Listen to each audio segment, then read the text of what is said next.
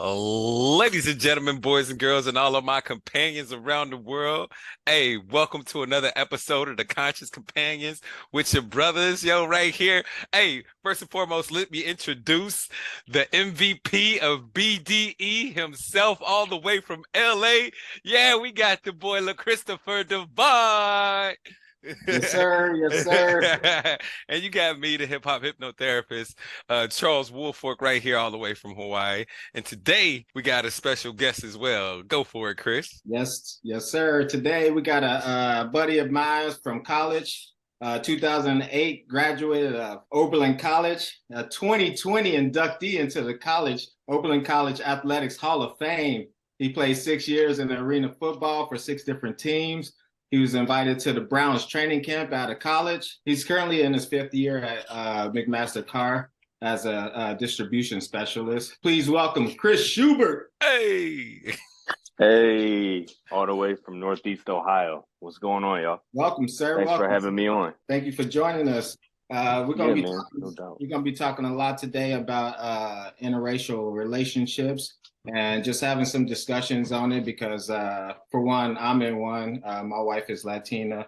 Charles is in one as well. His girlfriend is white, and Chris is in one as well. His wife is black. So we're going to be talking a lot about interracial relationships today. So Charles, you want to get started? Yeah, I mean, what do you want me to say? I like snow bunnies. What do you? I don't know what to say. I like them. I mean, I'm a fan.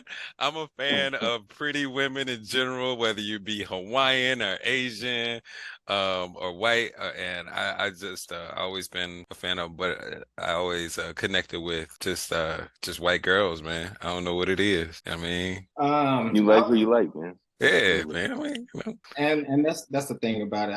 I think you can't really pick and choose. I mean, you can pick and choose who to be with, but at the end of the day, you like who you like, and you're naturally going to be attracted to those that you like. One of the things that I wanted to ask Chris coming on here, because I know you just had a child. Congratulations. Yep. Thank you. Thank you. Yep. Little Penelope Sue made her way to the world on December 29th. So thank you for the tax benefit as well. She came in making sure that it was about dollars and cents. So yeah, man. But thank you. No. We're excited. She's 6 weeks now. So, and very loud, man. Very loud. Very much like your dad. So yeah. So I'm gonna hit you heavy with this one right now. How would you introduce race to your child? Being in a relationship. How would I introduce race to my child? I don't know. Probably similar to how I kind of came up. And how I grew up, very small town. Again, we both went to college there, Oberlin, Ohio. Very diverse, very liberal, very open, very I don't know, it's an artistic town, but everybody's welcome. So you grow up absolutely seeing color, you grow up absolutely seeing difference, individuality. Sometimes whether you're used to it, whether you're not, kind of push the boundaries on stuff that I think a lot of people that maybe don't grow up in an environment like that may shy away from or may look at as too different or too, if you come from a conservative background or a super religious background, whatever the case is, like Oberlin may be a bit different for you to take in. Whereas me, all of that's kind of accepted and kind of tossed into this melting pot of people. And you just kind of learn about people, develop, and a lot of people, I think, even growing up where you're like, yeah, like I don't see color. I see everybody the same, blah, blah, blah. And it's kind of like, well, nobody's really the same. Nobody looks the same. You're never going to be in an environment that really everybody does. At least I don't want to be a part of something like that. Like, it's funny, man. Like, I've always been kind of more nervous in gigantic groups of white people than mixed groups and stuff like that, man. It's just kind of, you know what I mean, both, brother. So I think introducing race is just something that's like this is who you are. Like your father's white, your mother's black, your bigger bonus sister is black. So, like you just kind of raise them that's what we look like. Like, I don't know that there's any real difference, outside of last name and outside of looks and stuff like that. But no, you'll just be raised as another member of the Schubert family, kind of go from there. So, it's an interesting thing to kind of navigate though, interracial dating and marriage and stuff like that, depending on what party you talk to, stuff like that, like kind of made sense for me growing up. Like and it's one of those things that's funny. when you talk to a white person, you're like, yeah, like I got a black friend, I got like that sort of thing, where it's like, if you got to add context when you say something like that. Like, again, I can sit here and say a majority of my friends are black, but when I was growing up, 4 of my like 6 closest friends are black. So I actually grew up in black households. You know what I mean? So like you kind of grew up like learning the culture and understanding the culture to a degree, and so on and so forth. So and all the dudes I grew up with all played sports. So that's kind of hand in hand, and just kind of being around them a lot growing up, and my boys and their families and stuff like that. Like I just kind of was always attracted to black women. And that's not to say that I'm not attracted to any other color or anything like that, but that's kind of the route I went. Mm-hmm. And being that your environment was heavily influenced by Black culture and Black families being from Oberlin, would you say that your family was real accepting of your relationships coming up? Yeah, for the most part. It took my pops a little bit of getting used to, because he was raised in a pretty conservative household. My mom and our rest in peace to my mother. She passed last July, but my condolences. I'm very much how she was. She was very open, very accepting. Like, not only was I in black households, like they were in white households. They were at my house spending the night, so on and so forth. So like there was always a comfort with just like my best friend's parent. Like, my mom was our soccer coach. My buddy Bryce's mom was our soccer coach. One of my like second moms, I can say, is my boy JB's mom. She's mixed. So, it was just it was just kind of different. Like, I introduced something different than I think anybody else in the family kind of did. Like, my brother's married to a white woman, my sister-in-law, Carrie, who's fucking fantastic, excuse my language, but is fantastic. But I think I kind of pushed the boundaries a bit more growing up, because that's who I was attracted to. And it's just kind of like, hey, like if this is wrong in any way, like, my bad, I don't care. Like, this is who I'm attracted to. Like, I can't kind of stop doing that. But yeah, man, like, I think it was something that my family just kind of understood. Like, this, you might like a black woman, you might like a Hispanic person, you might like a white person, like whatever the case is. Like, a lot of the times for me, it was just who I kind of like caught a vibe with. And then, just growing up, being around my friends and stuff like that, I've just kind of always been more comfortable with people that kind of didn't look like me. Mm-hmm. Yeah.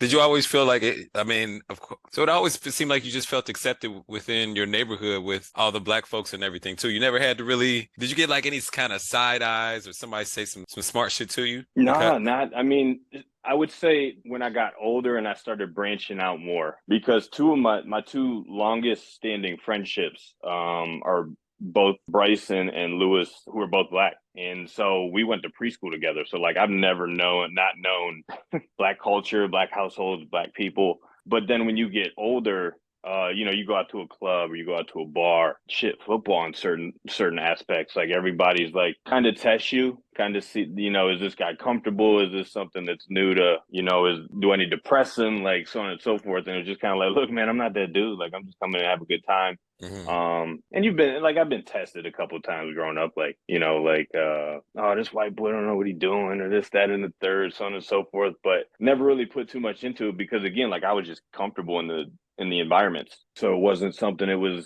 kind of like, you don't even need to do that, dog. Like, I understand how this goes. Like, I know how it looks. Like, I'm just a white dude in an environment that y'all don't normally see white people in, but always felt comfortable. Like, never was nervous, never was anything like that. But have I been tried? Absolutely. I think it's kind of, I don't know that it's a rite of passage, but maybe in sports, but relationship wise, it was just kind of like, yeah, she was cool. And that kind of was the description, and that was kind of what it was. So on the flip side, was her family accepting of you and your relationship? How was so it's funny. So my mom and her mom actually worked together for a long time, and her dad is half white, but at the time did not like white people. It was like, man, they all like Trump.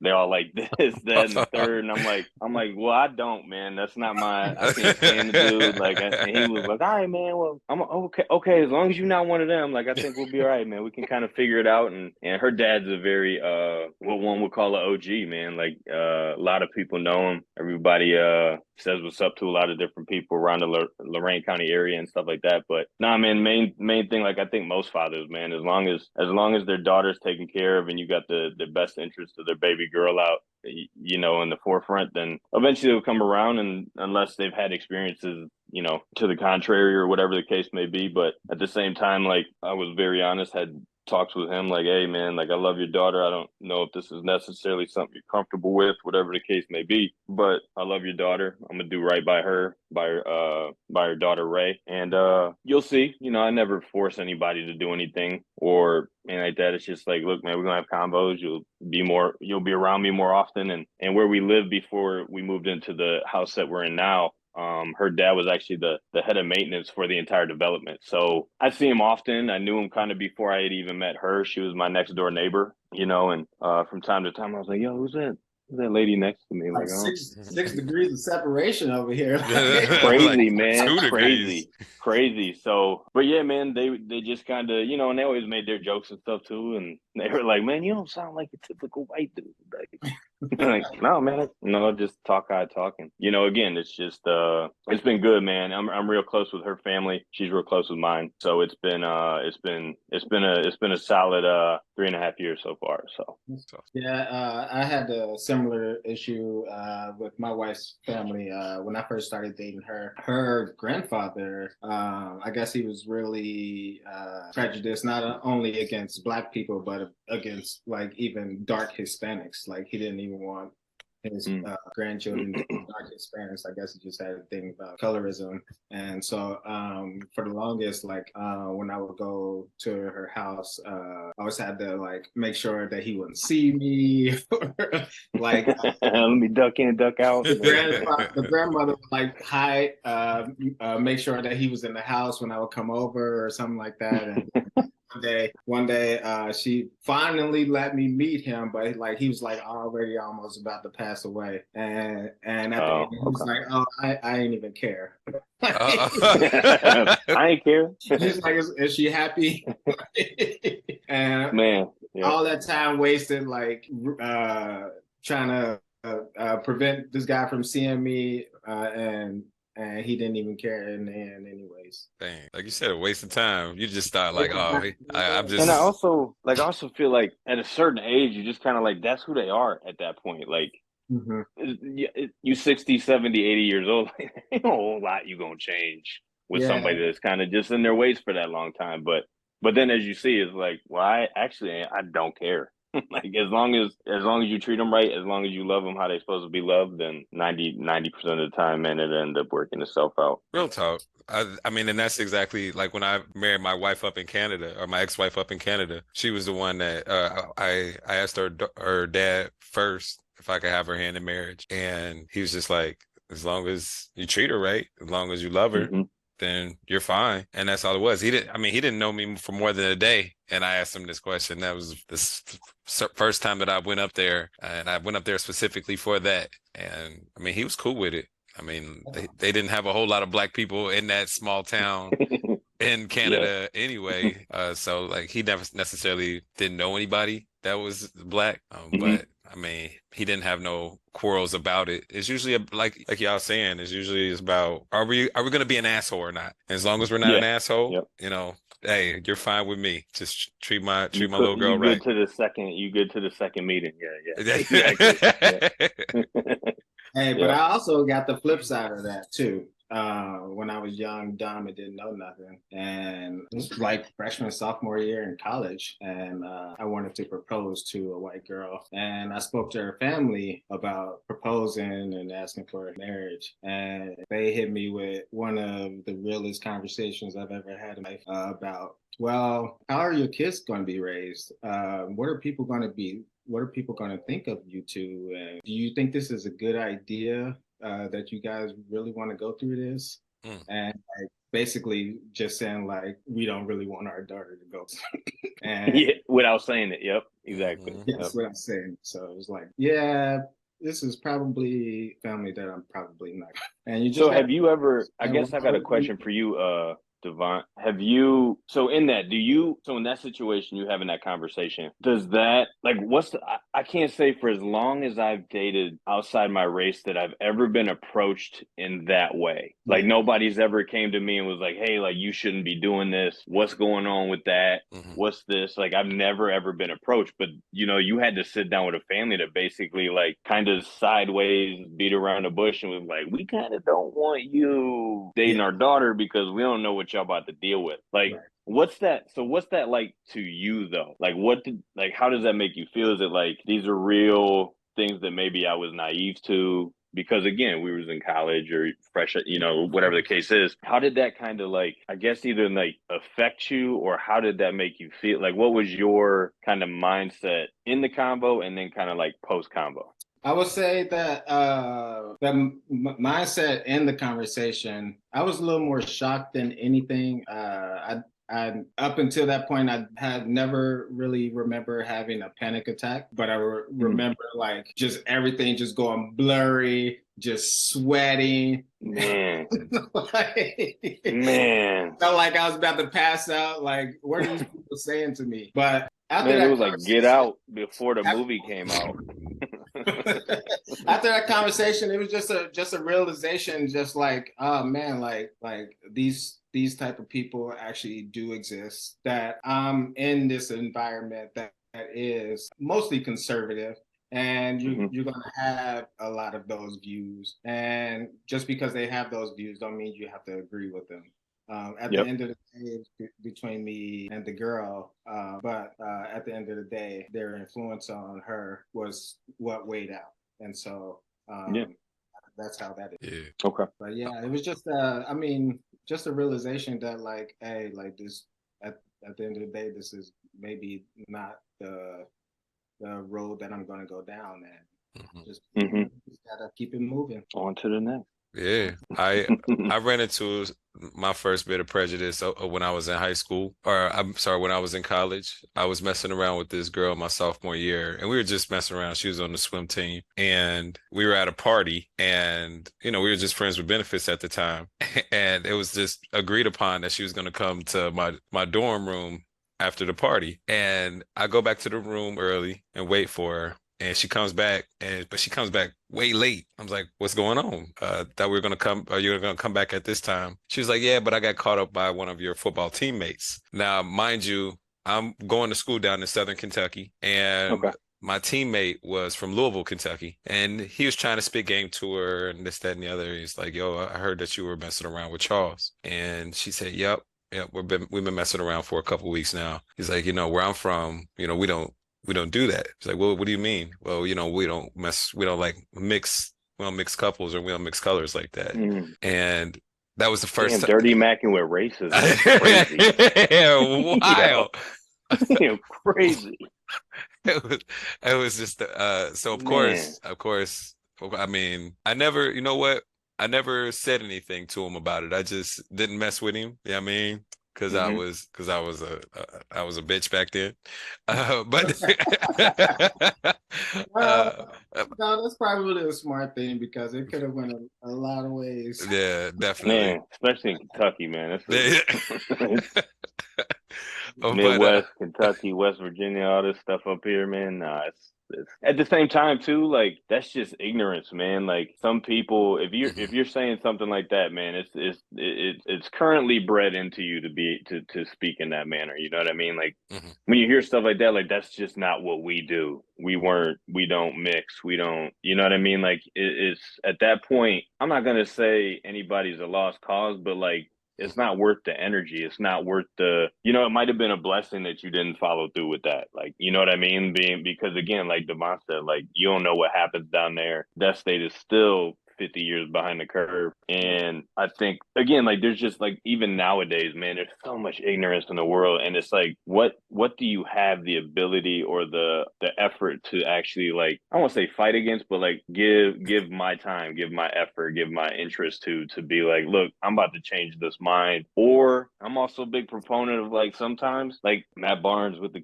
kind of, he's like, violence is never the answer, except sometimes it is. You know what I mean? Like, it depends on it's just one of those things, man. Like sometimes ignorance, you're either going to meet it with ignorance, or you're going to try and meet it with knowledge. And sometimes you got to meet it with a fist. I mean, it just depends on kind of where people are at, what you're dealing with. And I feel like you probably handled that situation probably a lot better even then than maybe you thought should have been handled, or whatever the case. But I mean, again, I've never dealt with anything like that. So I can't even speak to an experience where I'm like, man, like I felt that way if I walked in. But at the same time, like I'm a white dude, man.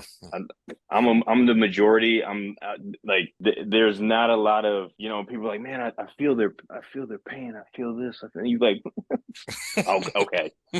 Yeah, no doubt. For sure you do. Yeah. And it's like, man, you can't. And like, I think that's the big thing a lot of people just kind of need to understand is like, it's okay that you can't understand. Like, that's what makes people different. That's what makes, you know, situations hit people in a different way or whatever the case be. But I don't know, man, white people play victim too fucking much. So, Yeah. and And since you brought it up, do you come across a lot of situations where your privilege comes into play and how to handle it? I think it's like always at play, man. Like I don't think I use it, but I think like I use it just by being white. Mm-hmm. Like I think like I've never been in a situation where I'm like, yo, I'm about to do this and I know I'm gonna get away with it because I'm white. Like I don't go into situations like that, whatever the case is. But like, I mean, I never get followed. You know what I mean? If I get pulled over, I'm not worried. You know, I'm kind of in a interesting place too, because like, so I have a black wife, I have a black stepdaughter, now I have a mixed race child, and my brother's a white cop in a predominantly white area. So, you know, like I have law enforcement in my family, and then I have a black wife, and like, luckily we're all very open with communication about kind of the way the world is and so on and so forth. But again, like I can't even feel how my wife would feel if she gets pulled over compared to me getting pulled over. Like I don't have any worry in the world when that stuff happens. And I think that's kind of like white privilege being at play. You know what I mean? Like I don't have any concern about walking into a department store. I don't have any concern of like when I sit down in front of somebody to interview for a job, like my race ain't coming into play. Like I'm not worried about that sort of stuff. And like then you hear like where I work at it's a very diverse environment, so on and so forth, but it's still very majority white. And you hear these combos and you just try and like, I've kind of worked with some coworkers and things like that. Like this is kind of something you should probably reword.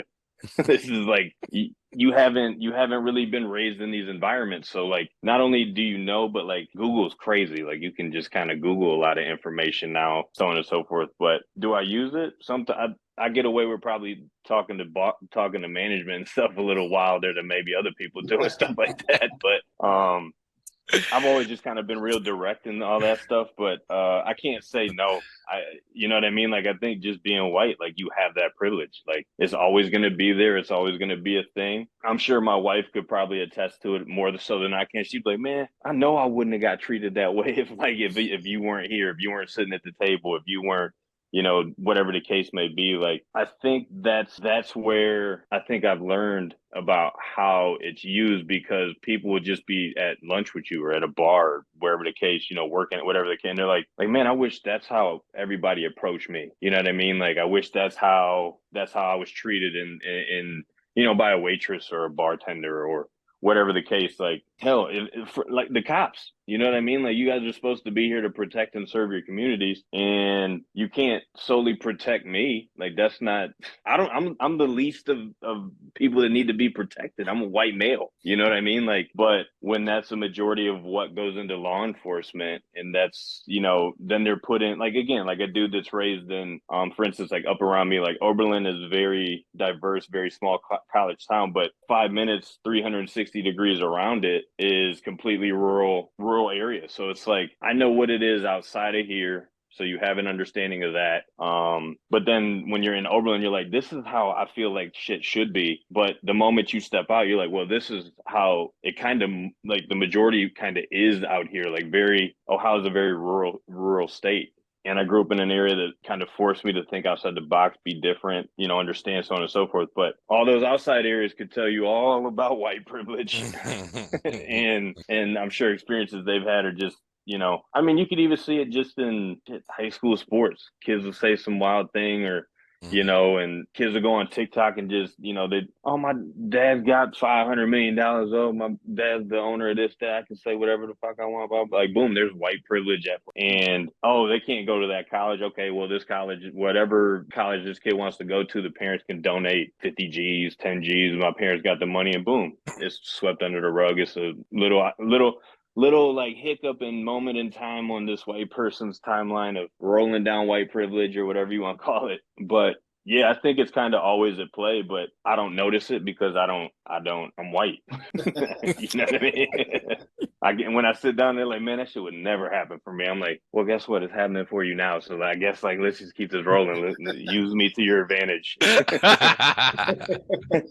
Yeah. So my girl didn't even know she had white privilege. So dig this, like she was the most isolated. She was part of the most isolated culture ever in America. She was a Jehovah's Witness on the island of Hawaii. So she didn't know nothing about nothing. Like she really like until man, that's crazy. It's wild. It's wild as shit. Like until 2020, when everything like really came out as far as George Floyd and Breonna Taylor and all these other things, she was like, "Whoa, what's going on out there?" Because she just got discommunicated not too long ago, and she just started dating me back in 2019, and she's like, "Yo, it's like she just started realizing how wild it is." And man, got her fresh out of Jehovah's Witness. It's crazy. Yo, wow. You got a lot of teaching. Oh, right. Like you in a cult or something. Yeah, literally. Exactly what it sounds like. Literally, yo. And just released. Here's the world. Yeah, so we're gonna just toss you in here. Crazy time, COVID. There's deaths happening left and right via long, like, and guess what? You get to date me. And I look like that. So you know what I mean? Like, yes, wow.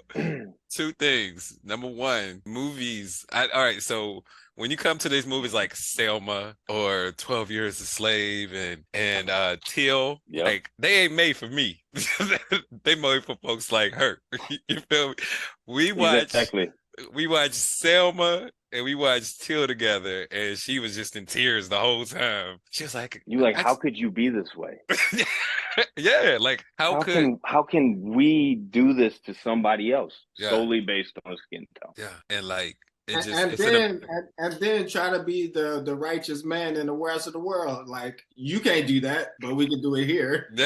Hey, we didn't do it. Maybe our ancestors, but we didn't, and we're not that way. But we're still going to use this white privilege. You know what I mean? Yeah, backhanded. That was the biggest part of it all too. Like she realized that was if we use like numbers, right? Let's say a person can live to 90 years old. What happened wasn't even a person ago. You know what I mean? And slavery was about a person and like two people ago. You know what I mean? Like that's not that far along. It's not that far removed. No, not at all. She was like, "Yo," like she was like, "Man." Now she's thinking, "How do my grandparents think? Like, how?" It's like, what do you think they might think? My grandparents was racist.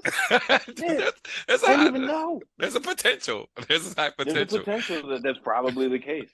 It's a probability that is highly likely. Probability, absolutely. It's highly likely. It's highly likely. And then the second thing is, you know, she's trying to be protective. She's like, you know, if a cop ever said anything to you, I would whoop de whoop whoop whoop. I'm like, you gonna get me shot. Look, you gonna get me shot. All right, let me just handle everything. I know how to talk. I've made it 36 years, you know, in America. I made it 36 years now. You're going to get me shot talking. All right, you just chill and just let me handle it. You know what I mean? Exactly. This is a different situation. Absolutely. I made it this long and I don't know how to talk. As soon as I get pulled over, I instantly go 100. Like, it's over. Like, why you pulling me over?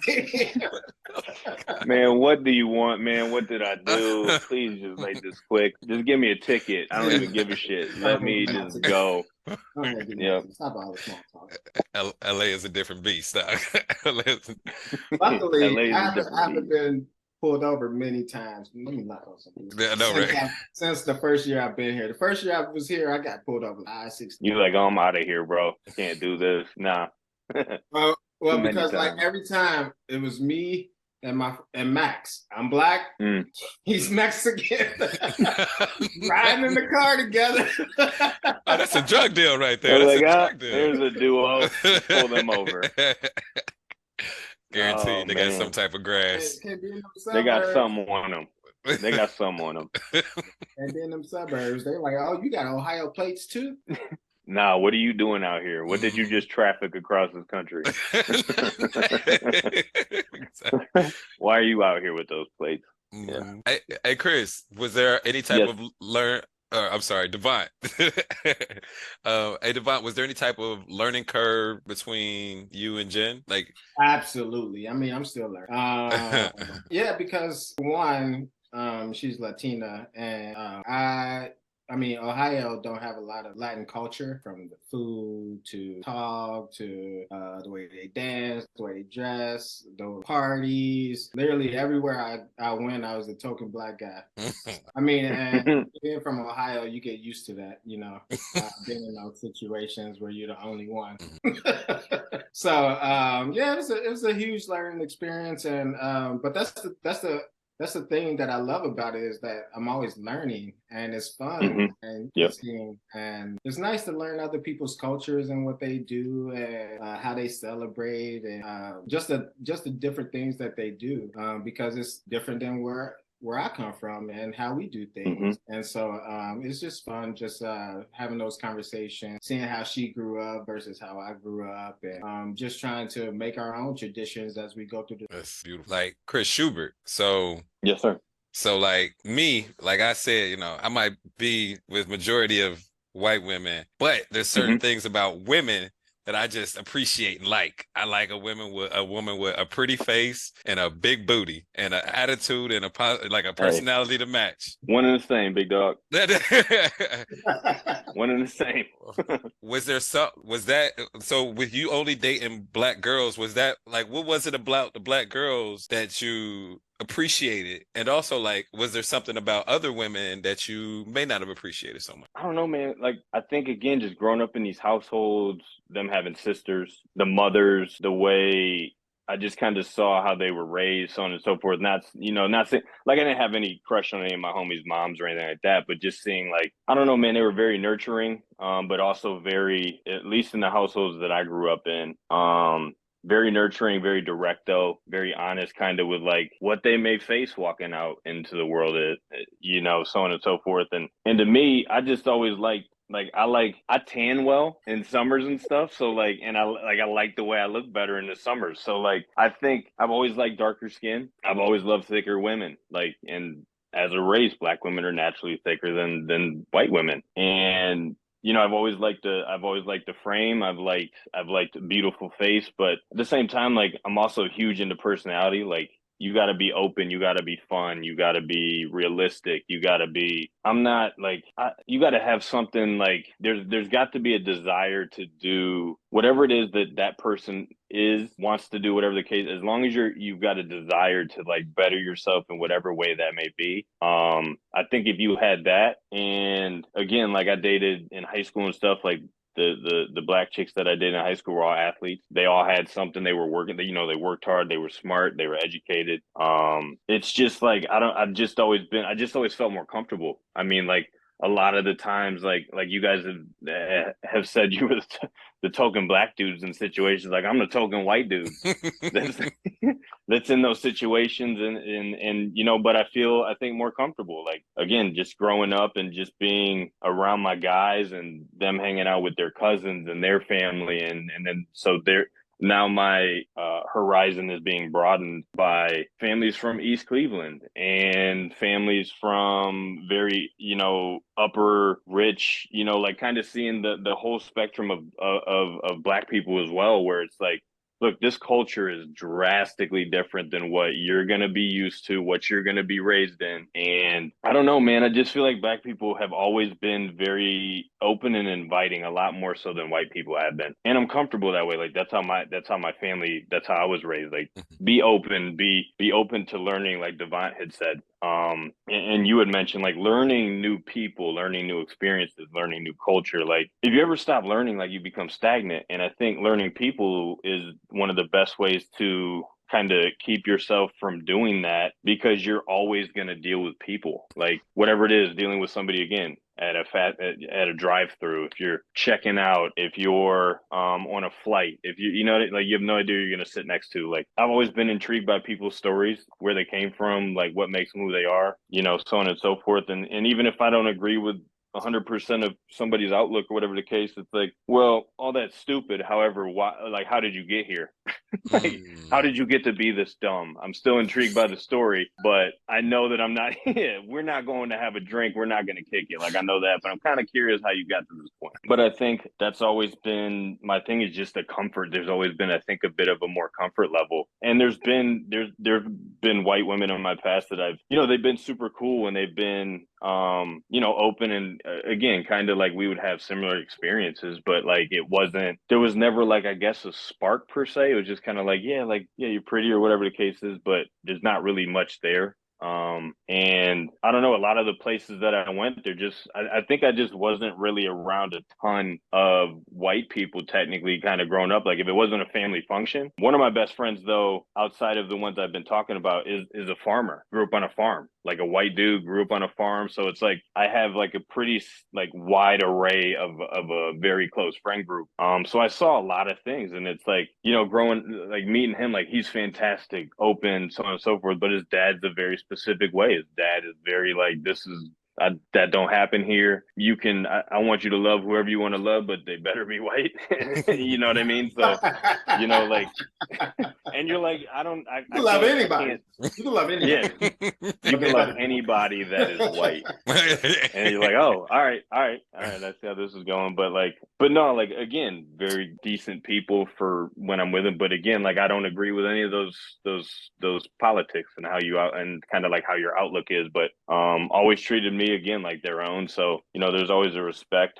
I think that's there until again, it'd be a situation where it's like having that kind of broadened view of things. It's like, look, I got a farmer whose dad doesn't really like black people, and then I have my homie Lou and my homie Bryce who have family from the streets of East Cleveland. Like, it's like a very opposite end of the spectrum, and the people from East Cleveland are more open and inviting than the farmer from the outskirts of Oberlin. Like, and you're just kind of like, man, like, I know you've seen and dealt with so much more than what this person has, which would make me be more reserved in my, like, if I was raised in it, like, I'd be reserved, I'd be critical of everybody. I'd be questioning everything around me, but very much like, oh, if you're cool, well, you're Lewis's best friend. Well, he's cool with us. He's family then. And it was just kind of like that. It's like, if he's here, somebody in this family and the parents love or respect this kid enough to be around our family. So now he's a part of it. And again, I think that's where my friends got to see that same type of like open and inviting and kind of loving environment from a white side. Where it's like, look, there are white people that actually do love and they do want people that are different from them to be in their households, to be friends with their kids, and so on and so forth. So, I think in turn, like, as much as I learned from them, I'm sure they absolutely learned in that kind of sort of sense. Like, one of my homies is married to a white woman. My other homie T White is married to a black woman. And then, my other two homies are mixed, and they're married to mixed people. So, you know what I mean? It's just kind of, and then my farmer dude and his girlfriend are never going to get married. They don't want to. And they're living out in the middle of Montana. So, you know what I mean? It's just kind of like to each their own. And, but everybody's very welcoming. Across the board of just learning about one another. Like, why is this person your friend? Why do you like him? Well, there's got to be some similarities somewhere. And then those friend groups come together, and boom, 7, 8 of you guys that are homies for life. So is East Cleveland kind of like a inner city? Yeah. So there's actually East Cleveland, which is actually East Cleveland, Cleveland. And then there's areas that have always been historically poverty stricken, like where Bone Thugs comes from is what a lot of people, East 99th. That's East Cleveland. Those are areas, again, that white people don't need to go to. They don't like us there. And it's, and you know what I mean? Because we're the ones that put them there. You know what I mean? There's a lot of shit at play long-term about, zoning of cities. And, I'm not that well versed. I mean, I'm not about to go into some long dissertation. I'm not that, but it's like, what about us is there to like? They're not exposed to us very often. If they are, it's via cops, or it's via some sort of, somebody that's looking at me some sort of way just because of where I'm from. So it's very, very different than kind of where I grew up and what I was used to. And, so you meet people and you're like, and they're like, yeah, come. And then you go to a cookout, like everybody's always like, oh, are you invited to the cookout? It's like, man, I've been going to these for my entire life. It's like, That's where I go. Like if my homies are having them, like I'm going to be over there. But that's where you experience different areas at that point. So it's like, like my buddy would have his family over every summer and stuff like that. Lewis would have his family over at their house. So like I'm over there, and then they'd be like, hey, this year we're doing it over in Bedford. And I'm like, well, I ain't never been to Bedford. Let's go see what Bedford's like. And I'm like, oh, this is different. This is different. But you get there and the same thing happens though. It's the same cookout, it's the same people, same food. The environment is just different. And you kind of, I think I was always kind of numb to it or kind of naive to it because like I was always good, you know what I mean? And then a few years ago, I was in that same area by myself and got robbed at gunpoint. And that's where it was like kind of one of those things where I'm like, this is how I think most people feel. If this doesn't, even if they never had this happen, this is what they think is going to happen here. And it's like, nah, I put myself in a situation I shouldn't have been in. And again, it's in an area where people are trying to survive. So that's their environment. Like that's how I find that's how I put food on the table. That's how I'm going to put clothes on my kids' backs. Like I got to take something from you. You're somewhere you shouldn't be. Unfortunately, this is just how it has to be, and that kind of, you always kind of have wake up calls because I've always been in comfortable environments where even in those areas I've been good. And then when I went to that area naively or nonchalantly thinking like, yeah, I've always been good. So you don't think about it. And then boom, all it takes is one time and you're caught somewhere you're not supposed to be. And that happens. And do I fault them? Nah, I mean, like I get it in a sense. Like I hate that it happened to me. Like that shit was terrifying. That shit was the scariest shit that's ever happened in my entire life. But, experiencing it, you kind of take a step back and you're like, well, once the shock kind of settles down, you're like, oh shit, I'm still alive. That's fantastic. I know where I'm not going to go again. But at the same time, it's also like once you sit back and you sit down and you kind of take a breath, you're like, man, these people just trying to survive the same way I am. But like, I don't know that struggle. I've never known that struggle. Like my parents have worked their tails off their entire life, to make sure we never went without. My dad's a flight paramedic for like 40 years. My mom was a registered nurse for the same amount of time before she passed. So like just in healthcare, you're just kind of like people helping people type thing. I think I sat back and I'm like, I've never had to struggle. Like if I needed a new pair of shoes for football or baseball or a new pair of shoes for basketball, or whatever the case was, like I knew I was always about to get them. And in that situation, I had a bunch of shoes I was trying to sell. They were like, look, I can just take them from you, not give you any money because I don't have the money to buy this sort of stuff, but this is how I got to get it. And it's I don't understand having to survive like that, but that's how they got to survive. So it's one of those things when you take a look back at it, you kind of become a bit more informed. And I was lucky enough to be able to look back on it and be informed, so on and so forth. But yeah, man, I think there's just experiences. But again, it didn't change how I look at an entire race of people. You know what I mean? And I think that's what a lot of people they're like, oh, those suspicions I had, one thing bad happened to me. Well, I was right the whole time. And it's like, nah, man, you got to look at environment. You got to look at situation, timing. Like some shit just happens that is just kind of what happens at that point in time. Like there's nothing that was a precursor or anything like that. But yeah, man, I think, and again, just kind of growing up, being like you're going to cross paths with people from every different walk of life. And try not to judge. You don't know somebody's story. You don't know somebody's upbringing. You know what I mean? Like, again, like one of my roommates from OC, like Devont knows, Cash Money was from Cabrini Green. You know what I mean? Like the worst of which is out in the Chicago area, is like one of the worst housing projects that there's ever been, and is in Oberlin College and is a completely different situation than I think he was used to. Took him a lot of learning and just kind of situations, kind of trying to move. But it's like, again, you're putting somebody that's seen the worst of the world. Like this is very similar to an East Cleveland, but probably even worse than that, and just trying to be like, hey man, I can help if there's stuff that you don't like, if you got questions about stuff, and just seeing them trying to function in a brand new environment and stuff like that. But it's just like, I could never know what Cash went through. You know what I mean? Like even when he tells stories and stuff, even throughout the stories, you're like, man, I don't even know. Like, man, it's a blessing you've even been able to make it this far. And I want to see you succeed, but like sometimes the environment you were raised in sometimes causes some hazards to pop up, or some, construction zones where it's like, I got to take a different route from time to time or whatever. But, I think a lot of it is just kind of come back to the fact that like, I try to be open, I try to listen, I try to learn. And when I do all those things, not try and minimize and be like, again, trying using my white privilege, like, oh, like I'm a cool white guy.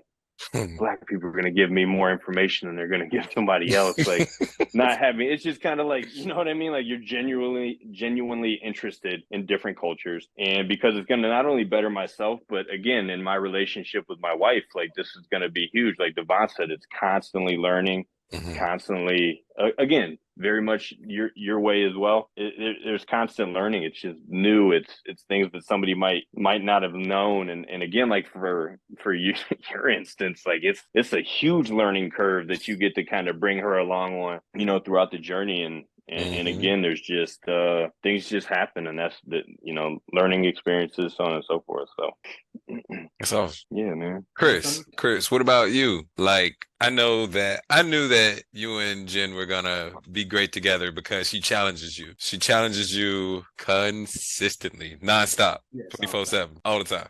And I knew that was That's what I need. exactly like what else? Was there anything else besides that spiciness that she had that captured you and that really drove you to her? Yeah, I think it was just everything that Chris was saying. It's just a whole vibe. It's just a whole wanting more out of life, wanting to do better in life, and just always wanting to support each other. And that was one of the things that drew me into her, was how driven and how open and honest and real that she was always with me. Never to bite her tongue.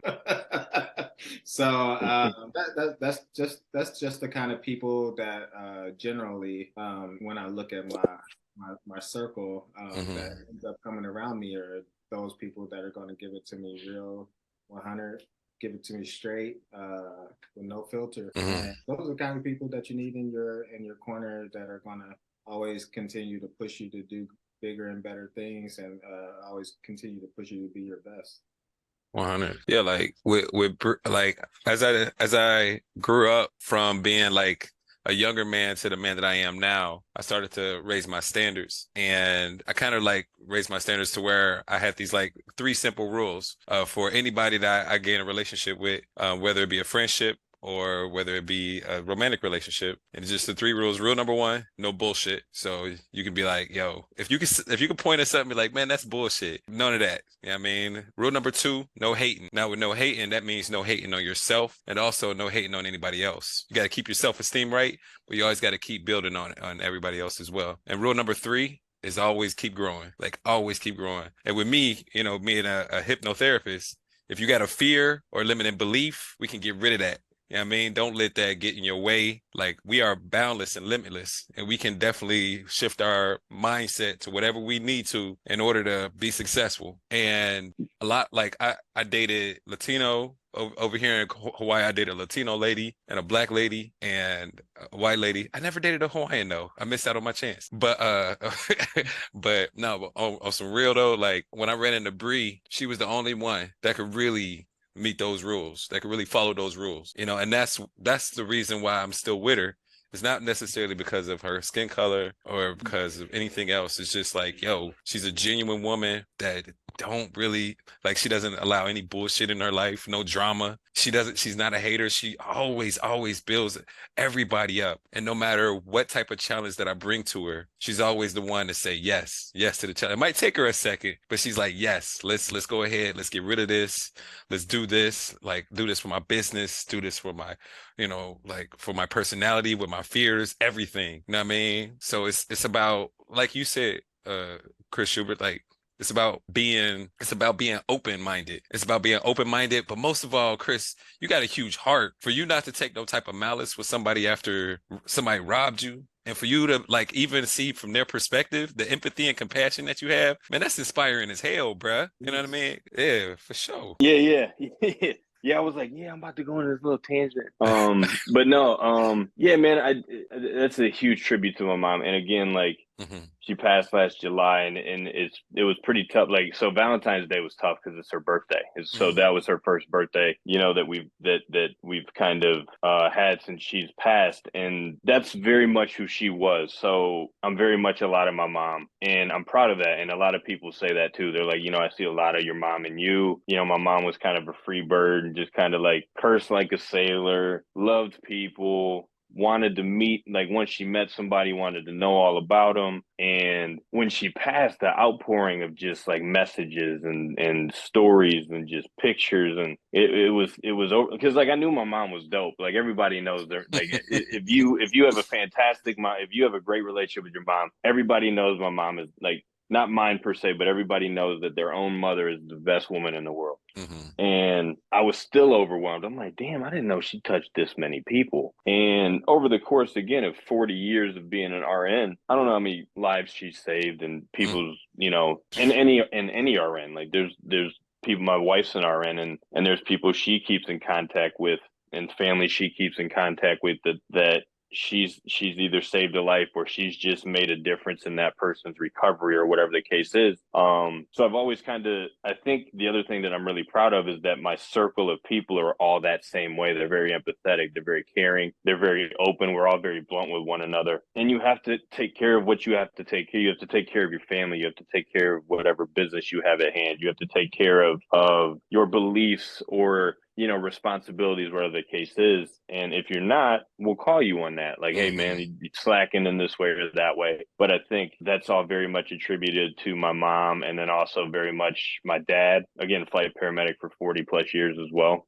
And my brother and I are we're like as close as brothers can be, and we are polar opposites in a lot of stuff, but that's how we've always worked. Like he was a college wrestler. I played college football and then played arena football. So like we would compete in like the weight room, but outside of that, it was very supportive of one another because we never played the same sport. So it was always like he was at my games cheering, I was at his. And again, having a relationship like that, I'm like, I really want my friends to be as close to a brother as like I can have them, because that's who I'm gonna you know, hopefully go throughout life. Like if I have confidants and people I want to talk to that maybe something's going on with my wife and I can't talk to her about it, which is never the case. Like that's one of our huge things is our communication is fantastic. But again, surrounding yourself with people that are very much how you are in regards to however you're moving. Like if, you know, if you're an asshole and you like being around assholes, then that's going to be the crew that you kick it with. If you're an empath and you want to learn and so on and so forth, like that's going to be huge with me. Like I want to learn off you, like hopefully you'll learn off me. And you know, there's just, the world's huge and there's a lot of information and I like learning. And again, I think again, in a situation like that, it's like if I change my outlook, then I'm letting things negatively affect me. And that was always something my mom always said. She's like, negative shit's gonna happen, but that doesn't mean that you need to become a negative person because of it. And make sure that you understand where people are coming from too. Like not everybody is gonna have what you have, and everybody that you come across may have more than what you've had. And so there's a huge, it's a huge scale of just, you're going to meet people from everywhere. Again, like I've said it a couple of times during the podcast, like you just meet a lot of different people from a lot of different walks. And if you're not willing to be open, you're not going to learn shit. And you're just kind of going to be stagnant as a person throughout your life. And maybe that's what you want. But nah, I like meeting people and I always will. And I think that's just naturally what would cause somebody to be an empath, where it's like, look, man, like you can look at the situation and it be what it is and take negative from it and then to just go that route, or you can look at it for what it really is and be realistic about it and talk with people. And, you know, there were a couple of people I know from East who were like, yo, don't, like you should have asked me where you were going before you went over there. Right. And we would have told you to stay your ass on the west side. Like, but you know, sometimes you need that kind of dash of reality too, where it's like, look, not every black person fucks with white people. Okay. And you could be the coolest, everybody could love you, and you get into one situation where no, they don't fuck with you solely based off your skin tone. And I think having that understanding, it's like that you got to move correctly too, man. Like I was moving real, just kind of carefree, and I'm like, everybody loves me, I'm Chris Schubert, and then I go there and I'm like, nobody knows me, guns, and you like, shit, I didn't overstep my boundaries. But yeah, man, I appreciate that, man. I just try and make sure that I want people to be happy, man. I want people to feel good, enjoy themselves. And again, self-confidence is huge, man. Like you got to be a lover of self before you can do anything with anybody else. So, you know, and that was, again, parents definitely instill confidence. You can be anything you need to, just be good while you're doing it. And that's always been a big thing too. Amen. Right. Chris, you're the man. Oh man. Thank you so much. Thank you so much for coming on the show, bro. Hey, man, no doubt, man. Divine hit me up and I was like, yeah, absolutely, man. I was like, babe, I'm about to be on a podcast. She was like, oh, let me get one of your headphones. I'm gonna listen in. Like sending me text messages. She's sending me text messages throughout this whole thing. Like, oh yeah, let them know that I do use your white privilege because that shit is dope. So, but no, man, she again, and she's a nurse. She's very much blunt too. So, yeah, man, no, I appreciate you guys having me on and appreciate meeting you and listening to your guys' experiences as well, man. Thank you, dog. Well, man. Welcome to the show, Ray. No, right? Hey, man, let me know, bro. I'm free. As long as it's around this time, I'm good. I'm good, man. I'll be yeah, man. Y'all ever need me back for a topic, man? Let me know. Oh, definitely. Yeah, we appreciate you coming on. Yeah, man. Hey, no doubt, man. Y'all be cool. I appreciate it. Devont, stay up, baby. For sure. I'll go ahead and close this out. And once again, thank you all for listening and for your attention and for your love and support. If you're on YouTube, please consider hitting the like and subscribe button. And if you're on a podcast platform, give a brother 5 stars. You know, again, get some guys 5 stars and some feedback as well. Chris, we're not doing no deep quotes today, bro. You ain't showing me up. I got you. I just got my same everyday quote. Okay, go for it. Remember, live life as beautifully as possible. Amen. Amen. Yeah, for sure. Man. And hey, for everybody, out there, please take care of yourself and take care of one another. Peace.